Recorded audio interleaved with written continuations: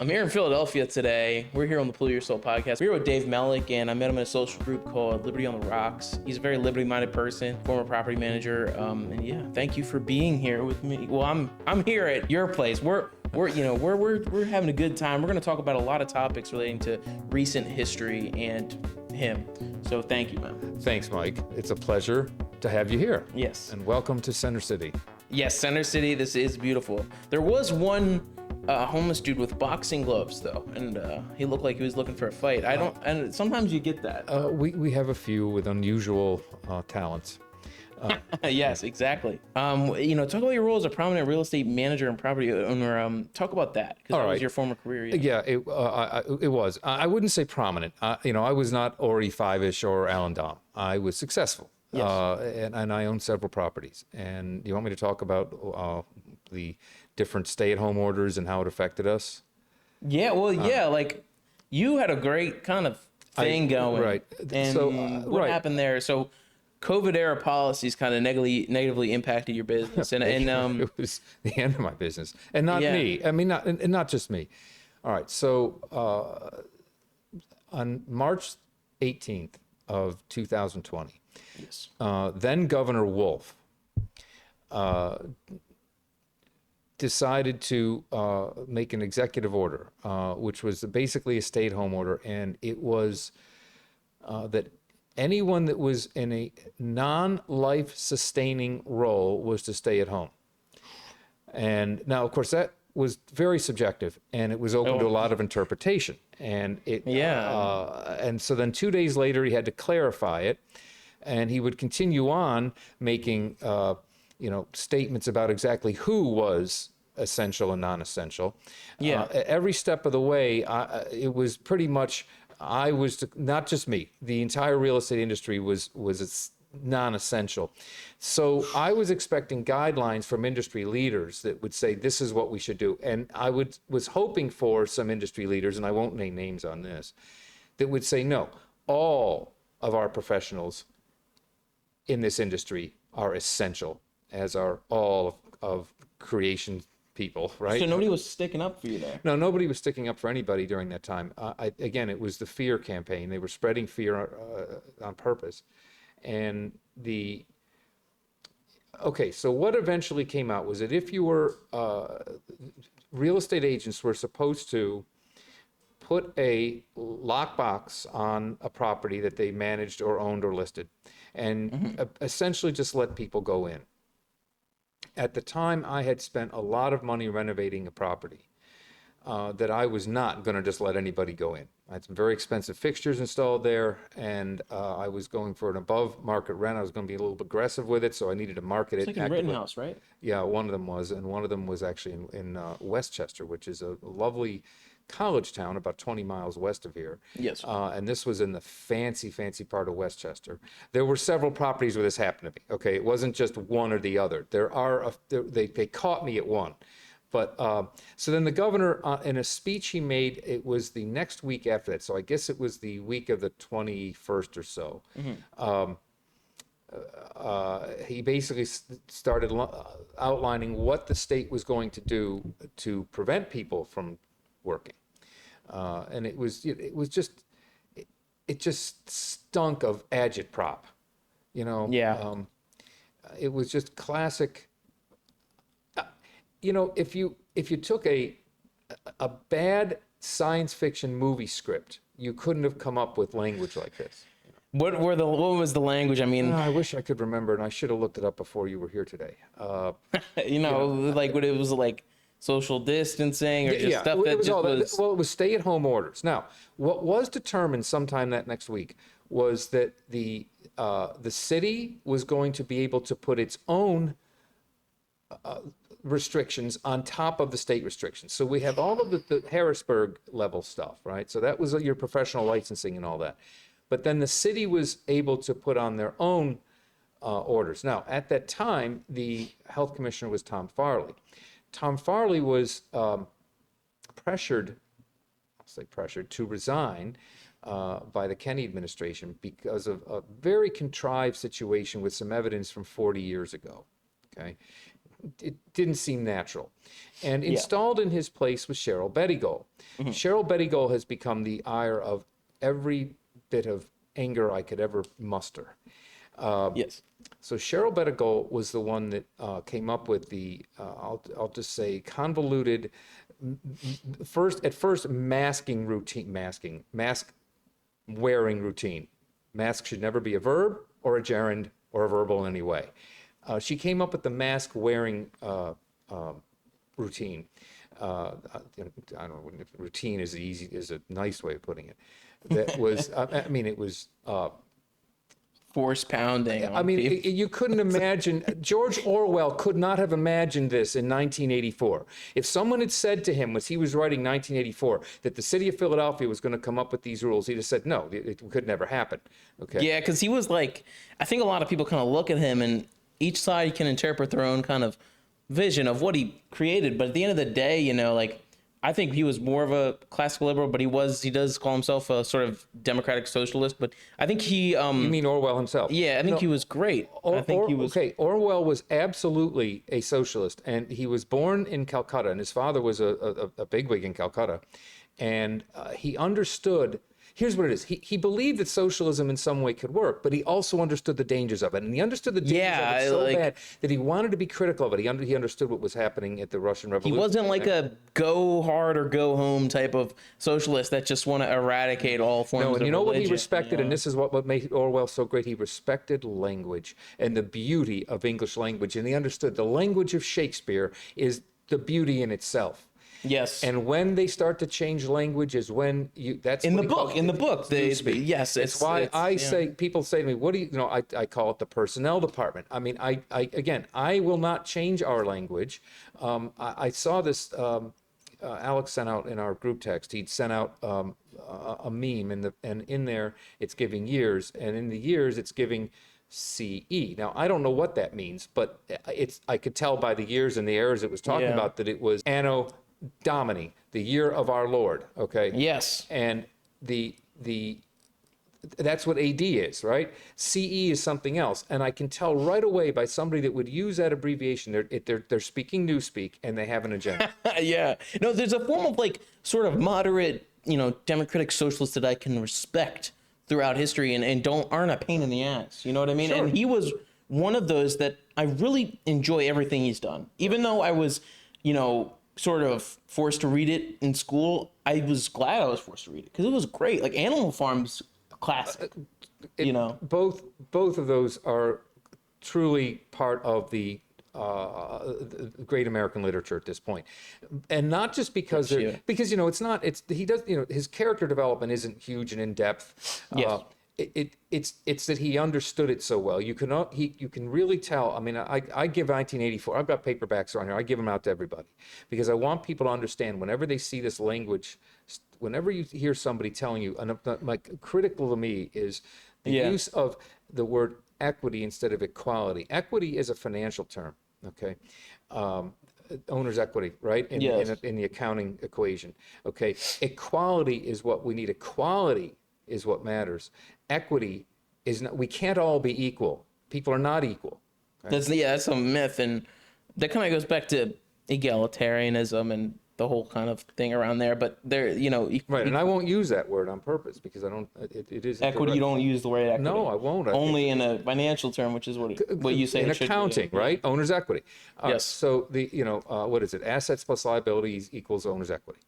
All right. So at that time, the rules in Philadelphia were pretty much stricter than anywhere else in the country. I mean, California got a lot of press. New York got a lot of press.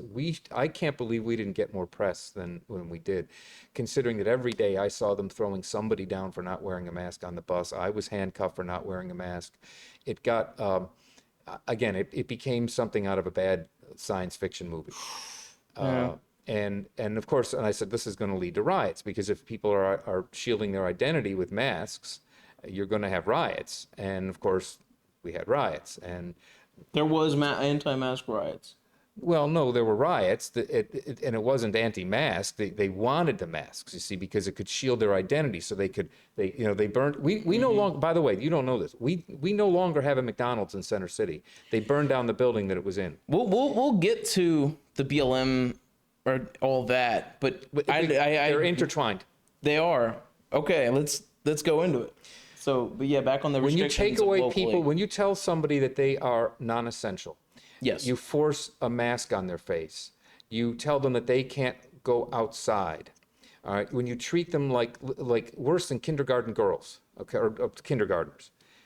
When you treat human beings that way, they're going to react negatively no matter what. Yes. When you've taken away their means of survival, you've told them that they're worthless. All right. People are going to react. All it needed was a tiny spark plug. So then you have a convicted felon on drugs and out on parole, manhandled by a horrible policeman.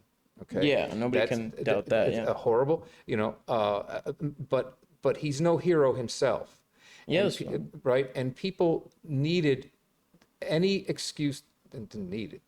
Any excuse you could find for a riot would do it at that time, and that's what happened. Because it's the whole every major city was angry broke people basically, and then they're given free money from the government, which then also inflated the dollar on top of that. Yeah. So so right, we had it was a, if you had come up with everything not to do, that's what they did. Yes. All right, everything that made it worse is what they did, and I'm not so sure that was by accident anymore. Eventually you can show that graphic of, in the book. We're referencing page 371 of The Real Anthony Fauci by Robert F. Kennedy Jr. You can see a March Madness chart that Fauci and his compatriots NCAA did championship to pick bracket. Which virus they would enact on the world. Yeah, well, I mean, they needed to use fear. It was a social experiment more than anything else. And look, I'm not a physician. Unfortunately, neither were most of the people making any of these decisions. They were often very educated, but they'd never seen an actual patient. And the ones who had were denigrated badly. Like Dr. Bhattacharya.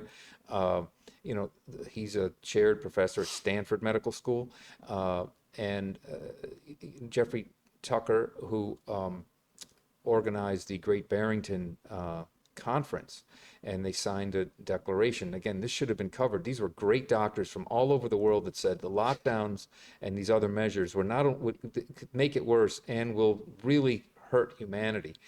And that was not the narrative that was wanted, so it was not covered. And any of the signatories of the Great Barrington Declaration were basically had their careers hindered in some way or another. Yeah.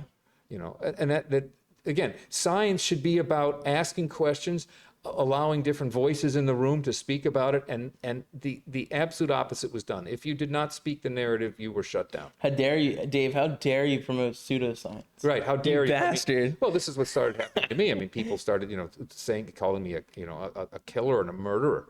I had one woman even tell me that I should just die. Jeez, man. Actually, more than one, but it was usually a woman. And that was the same day that I was handcuffed the first time for not wearing a mask. Mm-hmm. Again, it got really bad to the point where I actually just left town. I mean, I just got out. Did you go to Maryland or something? Actually, out to Malvern, okay. Which is about 20 miles west of Philadelphia. And it used to be very rural. It's not so much anymore, but it's still, luckily, not like in Center City. It's also municipal. This is the other crazy thing that happened. Never in my life did you have to worry, how different the laws were going to be on one side of a street than the other. It started getting to where if you went to the Acme on City Line in Bala Cynwyd, okay, you didn't have to wear a mask and you didn't have to show in papers later on, okay. But if you went to the Target, which is in Winfield Heights on the other side of City Line Avenue, then you did have to wear a mask. It got crazy. Like, well, where are you? And that's not how it should be. We're literally across the street of a neighborhood that we're all we regularly go to. Wow. Again, that's not America. That's anti-American, and it's very anti-American. Yeah.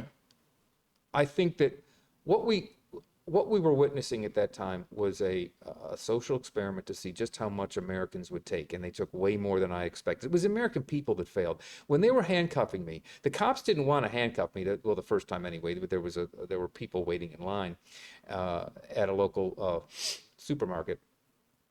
And I was able to go in that supermarket without a mask and come out pretty regularly. And it had some outdoor seating to eat some of the prepared food, which they typically sold there and people would use, but you weren't supposed to sit at those tables at that time. And I did. Now, I mean, I guess I was sort of pushing the issue, but I also didn't have a mask on. And I had already been in and out of the store, which every time I went in and out of the store was a problem. Like, you'd always have someone wagging their finger in your face for not having a mask, but they would let you come in and go. Now I'm outside without the mask, and somebody is waving their finger in my face, talking about how we're in the lockdown. Well, they didn't call it lockdowns; it's stay-at-home orders. I love how they come up with these nice words for these things. Newspeak, as we were saying. Yeah. In fact, when people started calling it lockdowns, right away the big wigs in the press, like Martha Raddatz, the rest of that whole crowd, and David, they would say, "Oh, well, it's not a lockdown." Well, I mean, stay-at-home order. I mean, that's a lockdown. Yeah. Again, they can play with the words all they want. They did that again later. So Cheryl Betty-Gold came up with this convoluted plan for the masks and all this. And then when the injections came out, and I'm going to say for a minute, I have to call it injections. A vaccine is something that we've been getting for years, and I have no problem with. A vaccine is an actual natural virus that occurs in nature. It is attenuated and then introduced to your body to create your body's natural defense system. Yeah. That's not what the RNA injections during COVID were. Didn't they change the definition of vaccine? I don't know. Or something like that. Who knows? What matters is that people trust the concept of a vaccine because we've used them for George Washington, they called it variolation back then, but it's been in use for inoculation 200 years. I think before 2020, everybody trusted it. I would say like 10% of people. Right, but they were very different than RNA. RNA was, and again, I'm personally friends with Mary Holland. Mary Holland is an expert on this stuff. She's just amazing. She is the national chairwoman of CHD, Children's Health Defense. And I have to say that I really, during all that, there were two groups that got me through. One was the Brownstone Institute, and the other was CHD, because their information was good, and they were, it was not one-sided science, pseudoscience. But basically, the RNA technology, it's brilliant and amazing technology. It can be used to, if you have a bad gene, okay, and you have cancer caused by one of these bad genes, you can introduce an RNA that's half of a DNA ladder into the bad cells, and it will attach itself, sister itself, like sistering beams in an old building. And the bad gene can be taken over by a new one. All right, that's wonderful, but we don't know what all the other genes are, right? Because the whole thing has to latch, and we don't know what. It's designed as a cancer treatment, so you're going to save this person's life. It's well worth the other risks. See, vaccines, the whole concept of giving a healthy person medicine that could potentially harm them when they're already healthy that's a philosophy on its own. But this is one where we don't even know the risks. We don't know the long-term consequences of this, and they were giving it to childbearing age people. That's a big part of the problem here. It's not a vaccine in the traditional sense. It's not the actual virus itself attenuated so that your body can create a natural defense to it. This was actually changing DNA of cells. Whether or not it was great is up to interpretation, and the American people should have at least been told that. Instead, no, it's vaccine and it's 100% safe and effective. And then, of course, by Fauci's own words, at first it was 90-some%, then it was 80-some%, it was 70%. And then he had actually admitted in one of the congressional hearings, he's like, well, we had to exaggerate the effectiveness because otherwise people wouldn't have accepted it. Those are in his own words. So Yeah. They lied on purpose. And well, they lied about the effectiveness of the mask and the 6 feet thing, too. None of that. They were not effective, and they knew they were not effective. None of that had any basis in real scientifically studied evidence. All right, it was just somebody's idea of what we might be able to do. Yeah. And then when they saw how the American people sort of Just took it. they said, wow, look what we well, look, we got us here. Okay, wow, give me. So it was that day out, when they were handcuffing me for not wearing the mask, it wasn't the cops that wanted to do it. In fact, they were on the radio going, well, what should we do? What should we do? It was the crowd chanting, cuff him. It was the American people that were the problem here because they didn't stand up to this enough. So a crowd was egging on the police. No, they probably wouldn't have. All right, and they were like, dude, come on. And they're like, all right. I said, fine, slap the cuffs on me now. Haul me in, whatever you're going to do. Okay. And I said, later on, I'll get to court, and I'm gonna you're gonna charge me just like Sharon Stone in the movie Basic Instinct. You know the scene I'm talking about? No, I don't know. Oh, that's hey, anybody that hasn't seen that. I've seen Casino. I'm a fan of Casino. Yeah, Michael Douglas and Sharon Stone. This was her a great. I'm a fan of her. Yeah. Yeah, the movie is it's not for anybody under the age of 20. Okay, I mean it's very sexually charged. Yeah. But it was a classic at the time, or I should say it's become a classic because it was so edgy at the time. But there's a scene where they bring Sharon Stone in for questioning, and she lights a cigarette. This is back in the days when everybody smoked everywhere. And she lights a cigarette, and they said, oh, you can't smoke in this room. And she said, well, what are you going to do, charge me with smoking? So, which at that time, of course, people smoked everywhere.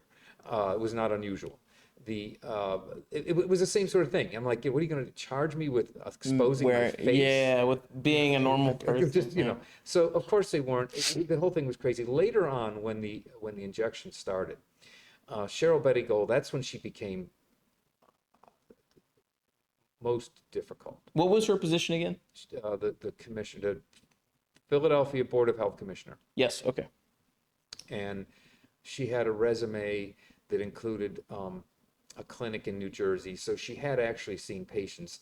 They had women's services at this clinic. I would love to get her on the stand and find out the nature of those women's services. But she was the installed replacement for Tom Farley when Tom Farley had to questionably resign. So would you think that his policies would have been a bit more tolerant, or? Well, we'll never know. Do you think it's just suspicious, or? Again, these are all questions that I'd love to see answered, but everything just keeps getting buried. Cheryl Betty Gold is now moved on. She's working at Penn. Tom Farley's working in D.C., I think. Obviously, Kenny is the mayor that famously said, I don't want to be mayor of this dirty city. So, right. So all, in fact, he was never here. He was rarely here during his own orders. Because Cheryl Betty Gold, she was unelected. She's an unelected bureaucrat. She was making the recommendations, and Kenny was writing these orders. She was the mayor. Well, no, I mean she was creating policy, which is what was happening during all of this. You had unelected officials creating policy that then politicians were enacting as temporary law, executive orders, the emergency orders. All right, it was straight out of Atlas Shrugged. But so what happened was when she made what she did was she tied the mask mandate into the injections when that started, and we continued that in Philadelphia. There was an injection and mask mandate longer than any other city in the country and possibly the world. Finally, when Los Angeles lifted theirs, she kept it up for another week, and finally somebody smacked her and said, you've got to stop this now. Because what had happened is the mayor was letting her go on TV. Because all right, so he has a brother down in Maryland, and he was spending a lot of time down in Maryland. He was not here much of the time, living under his own rules. But we saw that of so many of the politicians during that time that were making the orders, but then dining out anywhere they felt like, having like private parties, the classic moment, private parties everywhere that they'd have catered because, that, I guess that was essential. Everywhere you turned, there was some corruption involved with the COVID lockdowns, stay-at-home orders, injection orders, all of that. And so for me, when I decided that I was not non-essential, and they caught me being non-essential, and that everything went downhill from there. You went to one of your properties, and talk about that. All right, so some of it I have to be careful because there's lawsuits and whatnot. Yes. Kenny had made clear that, not Kenny, Wolf. There were so many layers of this thing. So Wolf was the he was Governor. the one that made this. The governor, right? Yeah. Governor Tom Wolf. He had. All right, so he's a very wealthy man because he owns a very large factory, Wolf Industries, which is in the cabinet fabricating business.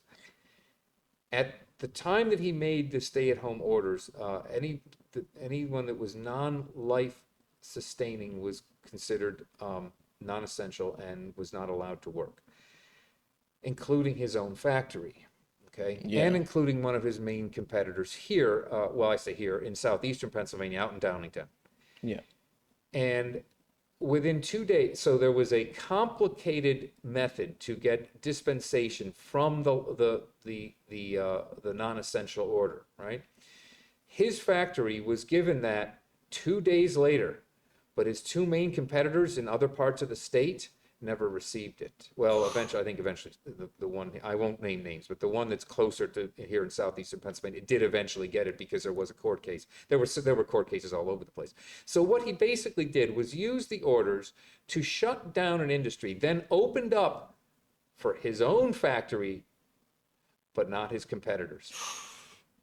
Again, this was reported by the paper. People were so deep in fear that they didn't even see what was happening right before their eyes. All right. So when the state, the real estate commission has, and they've done this for years. They have testers to find out that you're not, violating any of the PAR code, ethics codes, right? And I believe that one of the showings at one of my properties was one of them, because they ask questions that a typical prospective tenant wouldn't typically ask. At the time of the orders for being non-essential, I've just described, what was happening with Tom Wolf's own factory. What was happening in every industry was that people didn't really know what to do, right? It wasn't very well articulated what was supposed to be done, and some industries came up with their own rules on that, which the real estate industry did, and I didn't believe that those rules. I really felt that the industry caved right in. So the ones in the head of your industry, the ones that were would handle the licenses and everything. These would be private leaders in the industry. These would be names that you wouldn't know, but anybody that's in real estate would have been familiar with. Owners of the largest real estate firms in the state, one of them particularly. These are very respected people in the business, and I was hoping to get from them some sort of support that would say, no, we are essential. And we didn't get that. Instead, they came up with a bunch of rules that you were supposed to follow that would supposedly not break Wolf's orders, and I apparently broke them. And for a long time, the Pennsylvania Real Estate Commission has had testers. That's what we call them. I don't know what their official title is. That they go out and they find out, make sure that people aren't breaking any of the codes, the protected classes, that kind of thing. Yeah. And that's been going on for years. And I believe that a lot of them were sent out during COVID to catch people like me. I don't know that for certain yet, and I may never find that out. But again, a prospective tenant doesn't typically care about your COVID protocols, right? They want to know, is the trash included? Is Wi-Fi included, right? Right. Yeah. They don't want to know about, and and how strict are you with the lockdown codes, and why don't you have a hand sanitizer, out in the hall? Things like this. Again, bring hand sanitizers if it was an issue for you. So I along with everything else, because this was several months into it at this point, I just thought everything just didn't seem right. And I thought that other Americans would also realize that something about this just wasn't right, and that they just didn't. They anything that was fed to them on the screen, anything they believed. And it's out of all the things that caused the riots, and I'm a non-aggression principle type, but I don't agree with all that stuff. But out of all the things people could have protested for peacefully, and then there was nothing peaceful about it. It was riots. And I'm saying if any mass protest were to happen, it should have been for the masks, but it was instead for something that Again, it was you any know, spark plug was going to set it off, right? So yeah, we already talked we'll about get back to that, but continue. Where was I? You were talking about the prospective tenants. Right. Well, just that the public in general was accepting the politicians' draconian lockdowns with way more ease than I thought Americans should. And then just full on lies. You remember the footage? Everybody would. David Muir, so ABC's #1 anchor. Okay, David Muir. Sometime early on in this was probably late March of 2020. They had of 2020. They had a piece of footage of a Chinese man in China walking with a cane along what's obviously a street in China, and he just keels over. Right now. They ran that footage on the national news, on ABC's national news program, at 6:30, their main national news, nightly news.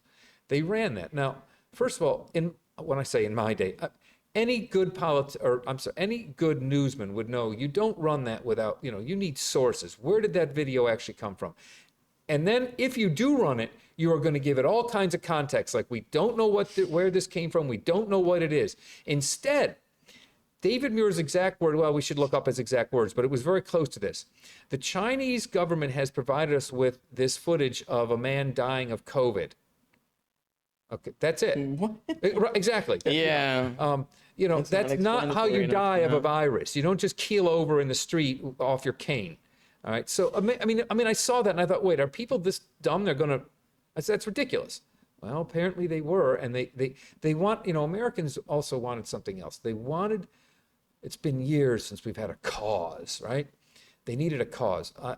South Park even did an episode about this. They called it the Scause for Applause, if you remember that episode. I used to be fans of them until they went all vaccine. This was a cause. For Americans that didn't really have a cause, and this gave them one. I'm going to go out there. Everybody I see without a mask, I'm going to go up in their face, right? And the type, always a harridan, wagging their finger in the face. So then what happened is so we've got state level, we've got local level. We've got these two different, layers of control. And people were starting to get a little bit sort of tired of it, by 2021. All right. Yeah. And that's when Cheryl Betty Gold doubled down. All right. In 2021. 21, yeah. So she let it. So during the summer, she allowed you were allowed outdoors without a mask, but you had to be indoors with a mask on or show a vaccine card. Now, this was a real problem for buildings like ours. And of course, at the time, I was the vice president of our residents association. I got thrown right off of that. You had to violate HIPAA. This is, I said either you are going to follow these orders and violate HIPAA, or you're going to not follow the orders and not violate HIPAA. Because in order to how Cheryl Betty Gold, it was so convoluted. Here's how it went. If you could, so any indoor space in the city, this could even be private space, but any indoor space in the city, you had to either show that you had received the injection, all right, and then later on that you had to have two, but receive the injection or wear a mask. You had to do one or the other.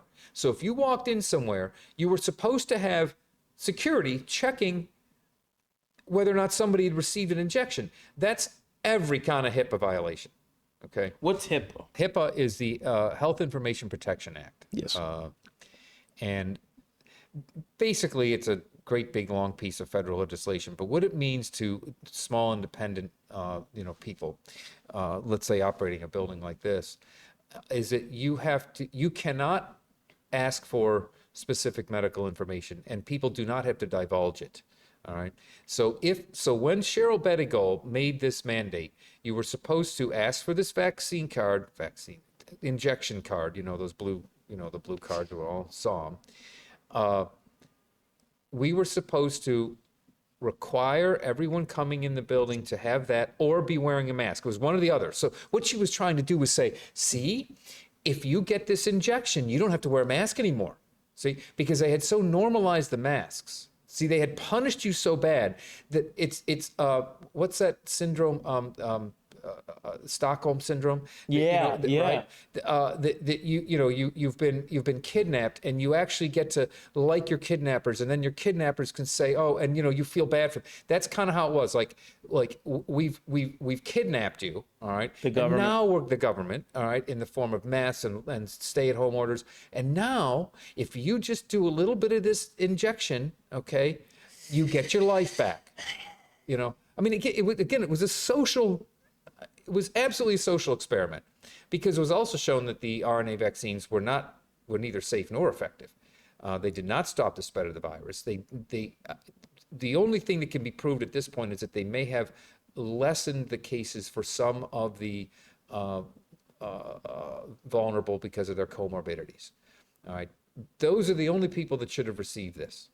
All right. And also, some of them already were dying. The ones that were had the immunocompromised, like a lot of them would die of a different, condition, and they would mark it down as COVID. Right. And if you got in a train crash and you went into hospital in 2020, it was a COVID death, because everything was, because they were incentivized. This is look, everybody knows that at this point. This has been well reported. We're not revealing anything new here, but it just, to me, adds one more step in the deception. And the thing that's frustrating now, looking at it, 4 years back, or 4 years hence, is that there hasn't been any accountability. Fauci. I don't think there will be.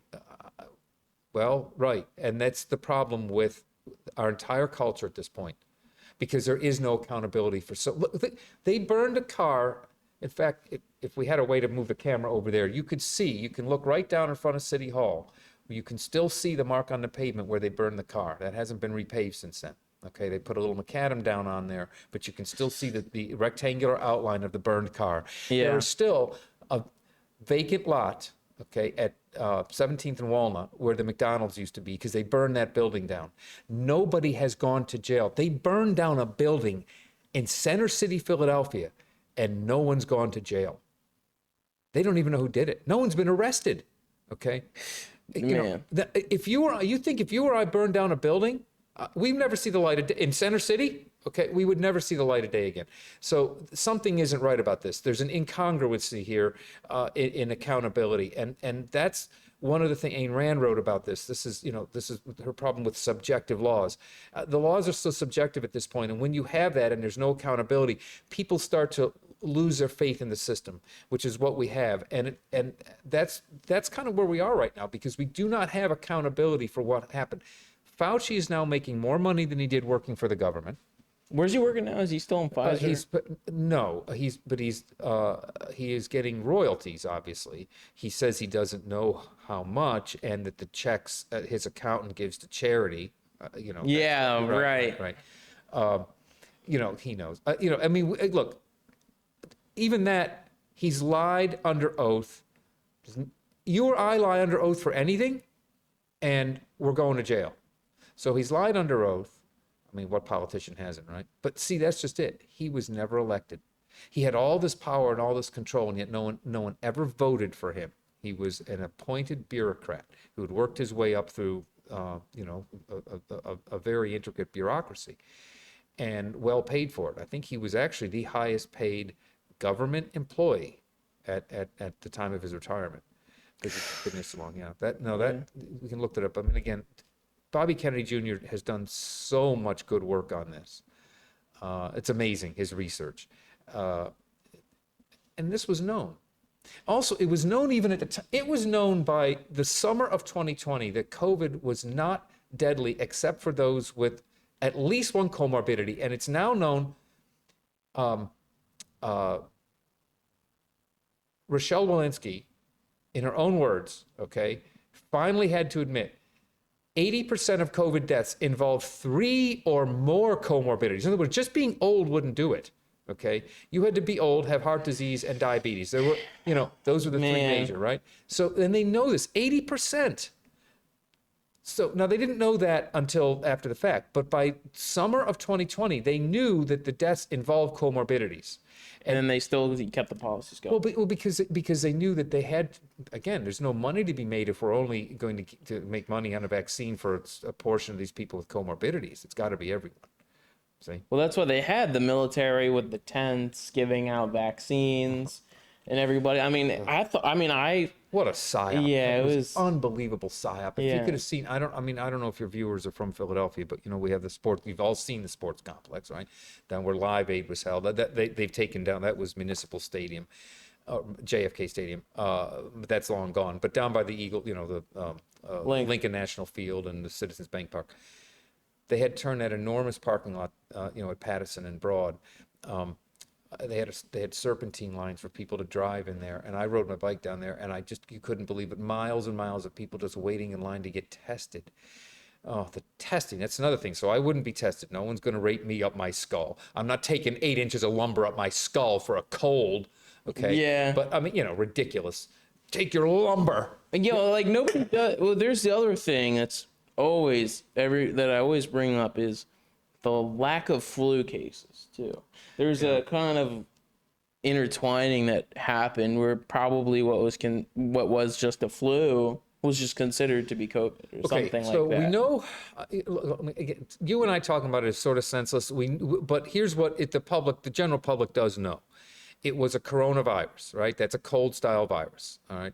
And it definitely did have different comorbidities and different symptoms than other typical cold viruses, which does support the theory that it probably leaked from a lab because it was different than the other typical colds. That we know.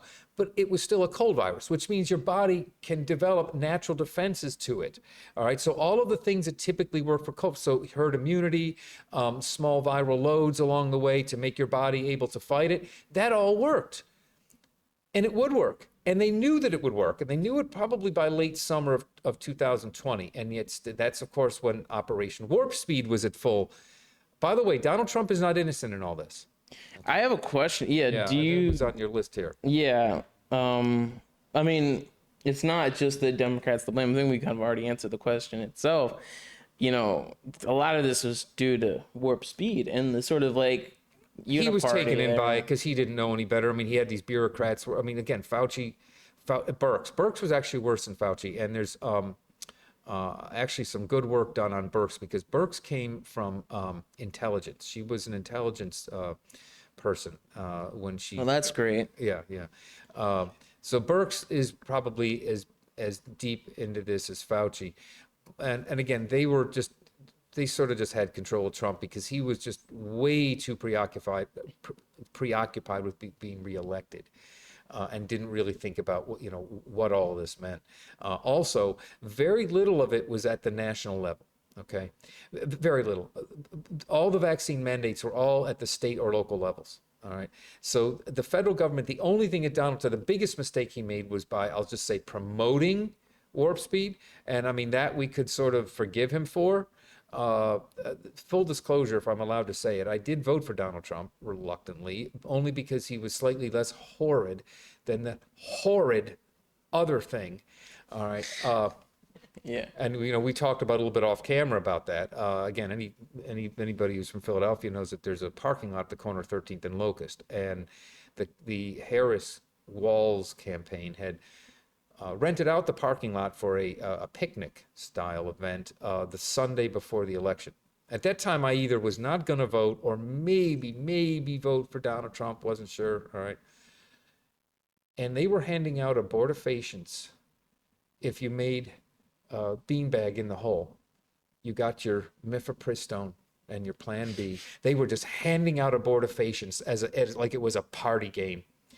And while I was this, I didn't show. I've got the pictures. This one of those enormous, tour buses pulls up right on 13th Street. Okay, so it takes up the whole street, and I had to block down. Okay, so and out of the bus comes Randy Weingarten, right out the bus, right? And I'm like, oh geez. And I looked up, and I'm like, all I could say was, it's Randy Weingarten, right? And she all smiles with her. Am I allowed to say? I don't care, but people don't like it. All right, okay. With her, I can bleep it. All right. So a great big. So on 13th Street, during this picnic style event comes this enormous tour bus, and out of the tour bus comes Randy Weingarten. I was literally standing this close to her as she got off the bus, and I said, I didn't know what else to say. I said, it's Randy Weingarten. And she had with her a retinue of, I'll just say, very large masculine women, and who were all excited to get to this event, which was about 30 yards south, because it pulled up on it pulled up just north of where the parking lot is. And she said, "Oh, are you coming to the picnic?" And I said, "No, don't you have a lockdown to get to?"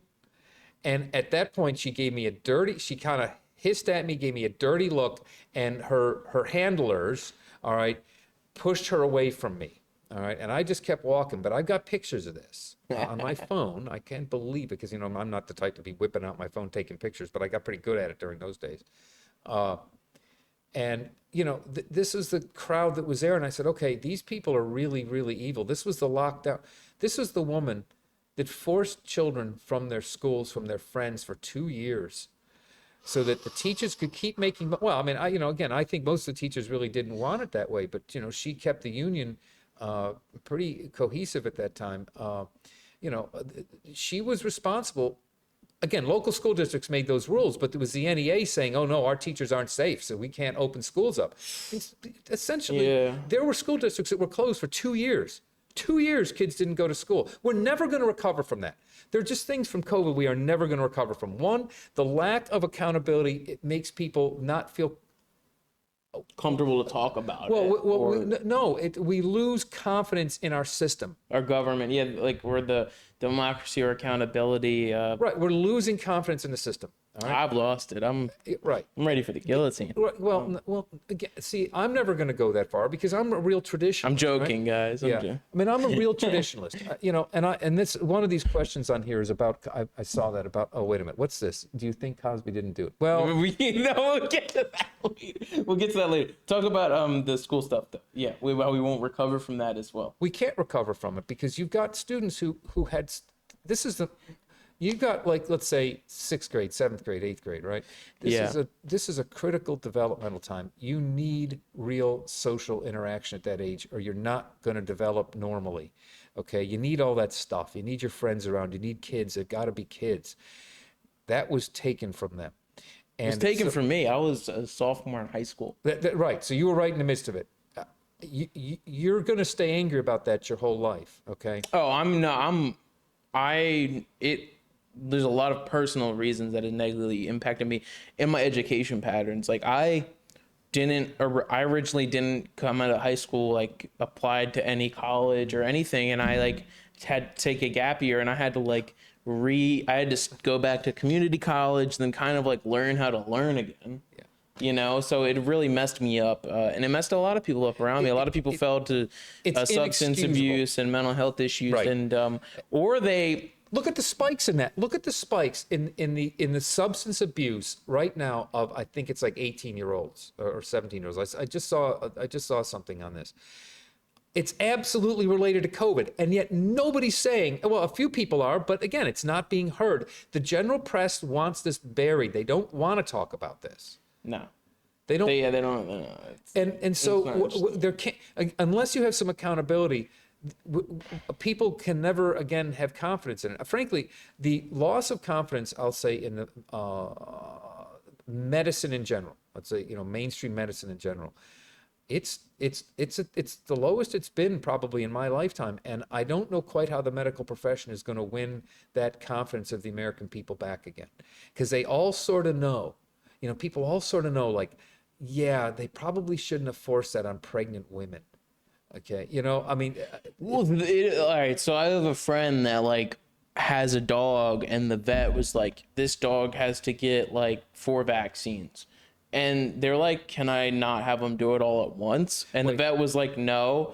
And then they're like, and the dude was like, here's what's going to happen. You're going to give the dog one of them, and then I'm going to come back a week later, and you're going to do another one. Yeah, why does a dog? It was not 4. It was probably like 2 or 3. But anyways, it was like no. But what was this for? This was probably like a dog. It was just not for COVID. It was just they were vaccinated. They vaccinated the animals at the zoo. Okay. Oh God. Right. And and here's the okay. You know what I gotta wonder? This is a great one. Everybody, think about this. Mind thought. Any mammal was a potential carrier of COVID. They knew, right? That was their big thing, right? So that means that dogs, especially dogs and cats, but cats don't, but dogs, okay, absolutely could carry COVID. They could be carriers of COVID, and they could even apparently have symptoms, okay? So why didn't we put masks on the dogs? I mean, dogs are everywhere, right? And they're coming and going, right? Why didn't we force them to put masks on the dogs? They're as much a carrier as humans are. Yeah. I mean, it just, again, nobody thought about these things. I mean, that's just an obvious question. If mammals can be carriers of this virus, why did we not force masks on the dogs at the time? Because everybody was out walking their dogs and with their masks on, and the dogs were all communicating, and then they'd come home with their dog. I mean, the dogs all had the COVID. Just stupidity. Oh, well, how about when in the restaurants, when during the mask mandates, and I'm not sure what it was like down in Delaware, it was a little better down there, but here, you had to walk into a restaurant with a mask on, and you had to leave it on until you were seated. Then you take the mask off. So COVID was very smart. COVID knew only to stay up at this level. COVID knew never to go down to the table level, only stay up here. This was a brilliant virus. Yeah. It was brilliant. See, so you left your mask, and then if you went to the bathroom, you were supposed to keep your mask at the table, put the mask on when you got up to go to the bathroom, and then take the mask off again when you sat down to eat. This virus is amazing. It's like the magic bullet from JFK. Ooh, yeah, right, exactly, right. Yeah, right. How did that bullet get where it is? I mean, it's just that dumb, but people accepted it, and that was the problem. People accepted it more than they should have. People should have asked these questions and they didn't. So, all right, now we're into some culture stuff, right? Because, this is all related. The culture that I knew when I was a kid, and this is why I don't understand that people my age should have been the first ones. When we finally did have a meeting again back here for the building, I said to one of the other members, because they were very against my everything, everything I stood for, right? And I said, Sue, remember when we were kids? Because she's about my age, maybe a couple years older. I said, remember when every Beatle had a bumper sticker on that said, "Question authority"? I said, remember that? I said, because I agree with that. I said, what happened to question authority? And that reached her. Because Americans did not question authority. All of a sudden, that used to be a good American principle, to question authority, and people just all of a sudden would not question authority, and they should have. At the time when they needed it the most, they didn't. So we're losing that. That just reduces people. So the inconsistency in the enforcement, the non-accountability, the loss of confidence and trust in the medical profession, all of this leads to lower and lower trust in our culture. And it's a strong culture that we're going to need, because we've got some things coming up that we need some really strong culture for, okay? This technology that I use almost none of, and the AI, the large language models, when that flips over, right now it's an LLM is what AI is. So that's not really dangerous. But if AI goes to the next step, it could be. And we need a culture strong enough to see the problems with that. When radio came out, when TV came out, when movies came out, every step of the way that there's been some technology, we've had ethics to follow. Now, there's a little lag time. We've always, ethics always takes a little lag time, right? And the movies, see, you guys don't remember. I remember, people my age remember the Hays Code before this PG-13. I know what that is. Okay, right. Yeah. This was voluntary, right? But it was a wonderful voluntary system that still enabled you to make some movies that were on the edge, right? As long as you danced around it with good language, which they did. Like in the 70s, yeah. Well, no, it was 70. Trying to think. There's good movies in the 60s that were a little hardcore, especially Kubrick films. The Graduate, the Kubrick, right? Well, Graduate's fantastic. Yeah. But that was Hays Code. See, it wasn't until we got the PG and all that numbering, and I remember that because I was right under 13 years. I was right around there when they started all that. And I don't think I was allowed to see PG-13 movies. So whenever that was, so that would have been what, in, late 70s when they started that. Well, I would have turned 13, 76. So it was right around then. But that's not important. What it means is that we had always an ethics system that grew up with the technology. I don't see that happening for AI. I don't see any large ethics coming out, which is why I'm really glad and excited about Pope Leo, because he's You already, met him, right? I did. Well, he was at Villanova, and I actually celebrated Mass with him. I was not. You weren't his best friend. No. I never attended. He graduated, I think, 6 years before me, or eight years before me. He graduated, so he's older than me. But he came back to campus, and when he came back to campus, I was definitely there for one of the special masses, because this is someone who's entered the order and has started this amazing mission in Peru. He's a dual citizen. I mean, that's tough to get. But I like it so much because I think it's about time that we had an American Pope. It's not just that he went to Villanova and I'm a Villanova grad. I mean, that's big, right? I love it. But I can't stop talking about it. But really, having an American Pope is critical. Definitely. And also, he has mentioned, remember, with anything with the Pope, every word, everything hinges on every word. He has brought up AI in a speech, and that's a good thing because it means he wants to bring it to the forefront. That's important. We've got to have the discussion, and we just need some voluntary ethics around it, like we had the Hays Code. Or the TV code, which was a similar code, and I can see its symbol but can't think of its name. It had acanthus leaves in the shape of a TV screen. We need some sort of ethics to come along with this new technology, and a culture needs to be strong enough to stand up to that. I see our culture collapsing everywhere, and it hurts me. And one of the things is dressing. Well, I mean, dress code is part of it. I mean, it's Well, what is your opinion on the decline of that in general? All right. So, when I started my career, a gentleman wears a jacket. When I started my career, you wouldn't have gone into any typical office space without a jacket, and typically without a tie. Now, I'm okay. I don't like the look of the open collar, but you see a lot of the 40-ish executives are doing that now. I don't like it, and I think that's just sort of a dumb trend that's going to go back the other way, because your collar always sort of looks funny if it doesn't, if they're off center. I don't like the look. But at least they're wearing a jacket. At least they're saying, hey, we want to look nice. That's really critical. I mean, there were simply dress codes when Phil Collins left Genesis, and Peter Gabriel had the #1 hit, the Sledgehammer, and then was knocked off by Genesis, Invisible Hand, right? And then because Peter Gabriel had done his own private thing, then Phil Collins did it, and the name of his first solo album, not Genesis, was, I don't know. Duke? No Jacket Required, which meant, to people our age at that time, there was only few places that, and they would say no jacket required. That was a thing. Like most restaurants, you had to wear a jacket. If it was a no jacket required restaurant, that would literally be in its advertising, no jacket required. So that meant, okay, now he's not with the band anymore, so he can sort of do his own thing.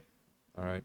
So not wearing a jacket was considered very casual. Well, now we've gone way beyond that. I mean, and that was like the 80s, 85, I think. Yeah, and now it's just like completely. And I like you wearing music buffs out there. I'm not sure on that date. You can look that all up. But the culture that is emerging is driven by all the wrong things. And I see, get on the L at 60th and see what you see. Okay. I mean, well, you never take the L. You took the Broad Street line. There is a degradation. What would be like your kind of advice for somebody who wants to step up their dress game? If any young person wants a job, you want to look the part, because it's going to give you the confidence you need. All right. And it's going to make people look and say, hey, there's somebody that I want on this team and they can be up and coming. Yes. You know, that's sad. Look the part. You Get know, a jacket. Yeah. What's the thing with the sleeves? You always got to show a little cuff. Always. You Always gotta show a cuff. Your cuffs should always extend out your jacket sleeve a little bit. You know, you can be, I'd say 3/8 to 7/8. This one's actually a little bit because of where the microphone is. Should be just about like that. And you can get this stuff at a thrift store. You're always telling me a good thrift store. Absolutely. You don't have to, you know, Yeah. If you're wearing a French cuff, you want to just barely see your cufflink, just a tiny bit. Little cuff link and a little cuff as well. Yeah. Yeah. You know, and it's funny because to me a French cuff is always appropriate, but anymore it seems like it's lawyers mostly that are wearing the French cuffs. I'll still wear it everywhere, only because all my shirts are pretty much all French cuff. You know, it's pretty easy. It has to fit well, you know, and a lot of my, I don't even know what is this jacket? This isn't one of my great ones either. You always pull up to the bar and you'll be like, this is me. This is low effort for me and stuff. Well, no. I mean, no, because I'm not going to go wear. Well, I'm not wearing, you know, my Xenia suit out to Ryan's. No, I know what you mean. You know, this is probably, you know, an 80% wool blend. You know, you want, my absolute bottom lower limit is 60%, right? It's got to be at least 60% wool. Wool, but, okay. Yeah, wool, right. Well, this is worsted wool. You know, you don't need a 100% wool suit to look good. I mean, they do, but you don't have to have that. I mean, this looks fine. Yeah.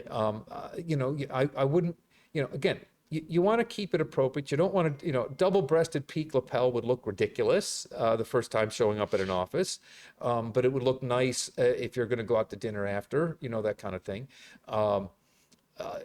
You know, just a traditional, nice style, well fit. Fit is the number one thing.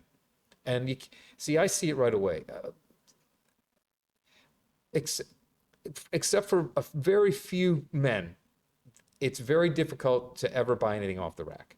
Okay. And you almost can't. A 36 short will almost work for me, but I still have to adjust the sleeves and I still have to come in a little bit here. So I bought stuff off the rack and then altered it.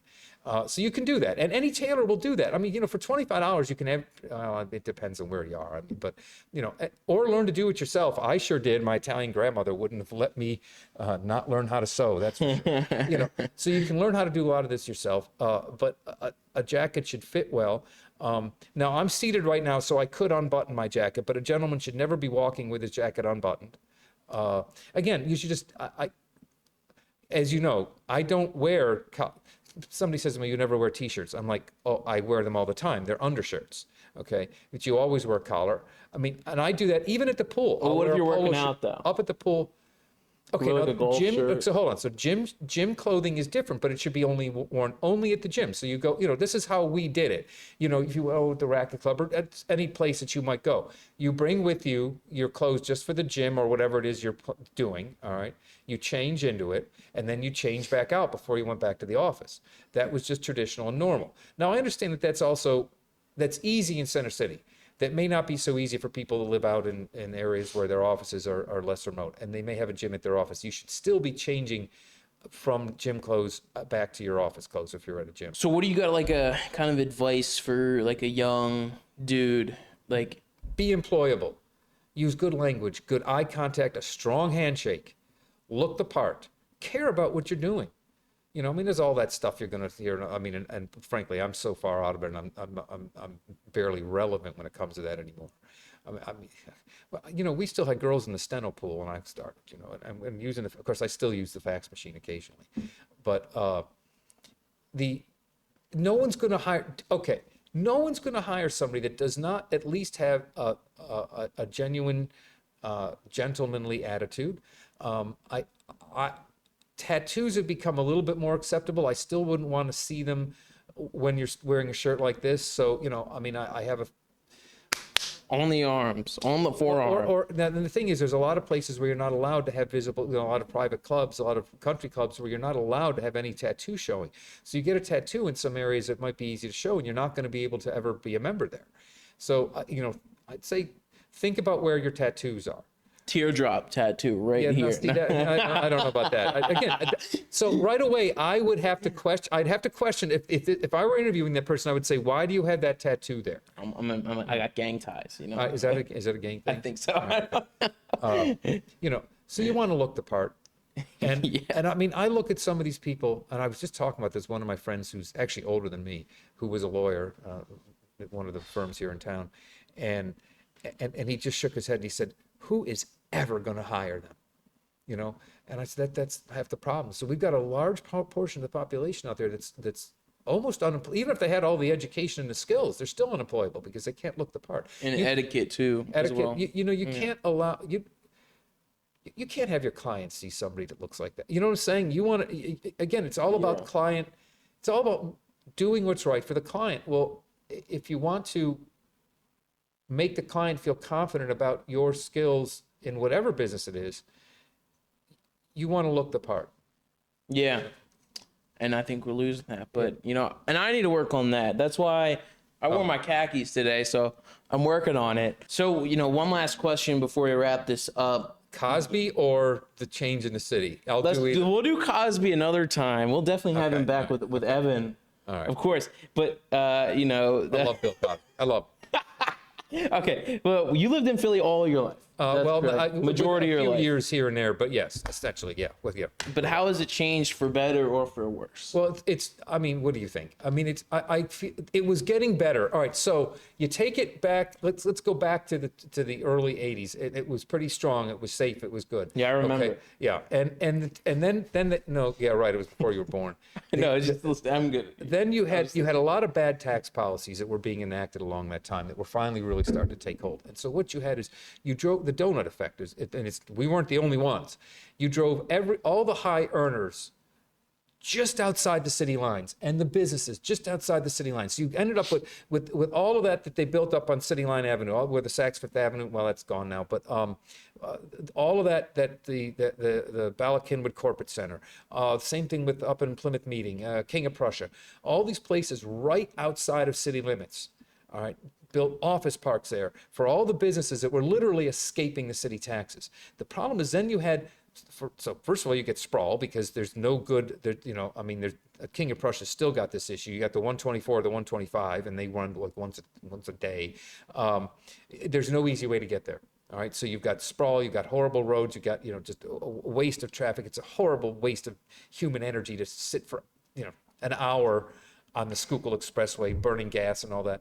And this is what bad policy got us. It drove people out of the city. They would rather be here, easy to get to, lots of, okay. And then the goods and services followed them out there. Look at what they've done to Upper Marion. The goods and so now the people out there are like, I'm not coming back to the city anymore. So our businesses here suffer. So you enact these taxes for these programs that are literally just black holes. I mean, you might as well have just flushed the money right down the sewer, okay? Mm-hmm. So just more and more money on all these programs, bloated city governments, okay, that they can't afford. So overtaxing the productivity of the productive citizens drives them away. Yes. And then all that's left are the needy, you know? Yeah. And that's what ends up happening. So people like me, and I don't know if I should admit this here, but most people like me in Center City have an address outside the city, a property that we own, and that is our permanent address because we can't officially live in the city, okay? And this is what anybody does that can. In fact, I'll just say there's many of us, okay? And we have to do it because the city is punishing us. They're literally punishing. We say, you've been successful, get out. Get away from us. We don't want you here. That's what's hurting it. And so what you had is this sprawl. So all of these fringe areas right outside the city have become boom towns of traffic and all. I mean, look, De Bruno's now has like 4 locations out there. They got one out in Radnor Township in Wayne. They got one in Ardmore, I think, you know, in Lower Marion. So right outside city limits. So now people don't even have to come to De Bruno's anymore. Yeah. You know? That's not good for the city. And the only way to bring that back is to reduce the taxes, make the city desirable again for business. I mean, just losing Wanamaker or Macy's, which had bought out Wanamaker's. I mean, we have no major department store at all, not one left in Philadelphia. Well, they'd rather go to, you know, fucking No, media or something. Yeah, well, I mean, Springfield. but you know that. Well, Yeah. Sure, the mall is taking all that traffic, but you know, if I needed something, I could always get over to Wanamaker's, Macy's, and get something, right? If I had to have something quick. Yeah. Now, retailing has changed. I get it. The retail industry is so different, and we don't know how it's going to end up. But it just, I see the retail leaving the city. I see all the high income earners making sure that they're outside the city. It's driving commerce away from the city. All right, and it's making it harder for businesses and services here to stay in business. And COVID drove them. See, so that was already happening. Finally, Nail in the coffin. Yeah. Finally, by about 2010 or so, that was actually reversing a little bit. People are like, you know what? We don't want to go deal with all that traffic and all that sprawl. And you were starting to get, oh yeah, I mean, Brewery Town, you know, was improving again. Fish Town became all fancy. I mean, the Fish Town was just factories when I worked at a factory there. That was my first job out of college. It was a factory in Fish Town. And then COVID, and it just pushed everybody out. And that's it. We're done. Because you see, as soon as you were outside city lines, you didn't have to go by Cheryl Bettygoal anymore. Yeah. You know, so that's something that's, again, it's systemic. It's bad politics. And I'm hoping that we can sort of shift that pendulum back in politics so the politicians say, hey, wait a minute, we want to make this area desirable for businesses. You know, they'll give great big bonuses and benefits to a business, a large business that comes, but I want to see that for everybody. A classic example, and this is one that you know, is a silly bags thing. It's just awful. So, you know, if you go shopping somewhere outside in the suburbs, they give you a bag. In the city, they outlawed the plastic bags, but they did something at the same time. The bill said that you can enable them to charge for paper bags, right?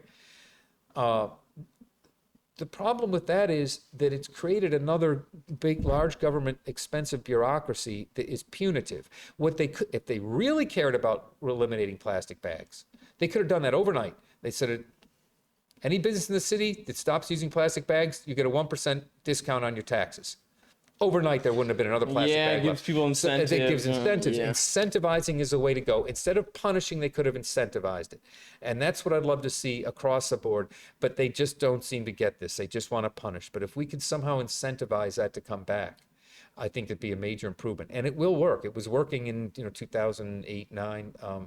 A lot of what had been left, the Nutter administration was great, so that'd be 2012, 13, 14. He understood it, was lowering taxes. We've got to reduce the barriers to entry for business within Philadelphia's boundaries. That will help. Hopefully that happens. So yeah, so it's been fun. I hope I haven't said anything I'm not supposed to say on the tape here. No, you're good. We had a great time. You got an hour and a half of footage. You're going to have a lot to go through. Oh, I cannot wait to edit this and make this a great experience for the listeners. Thank you for You're coming welcome. on the show. Yes, Mike, this thank was you. I'm glad you magnificent. came and visited the city, and I hope you enjoy your time here and that you don't get a parking ticket. I will. Yeah, hopefully not. All right, good day. Like, everyone. comment, share, subscribe. Peace out.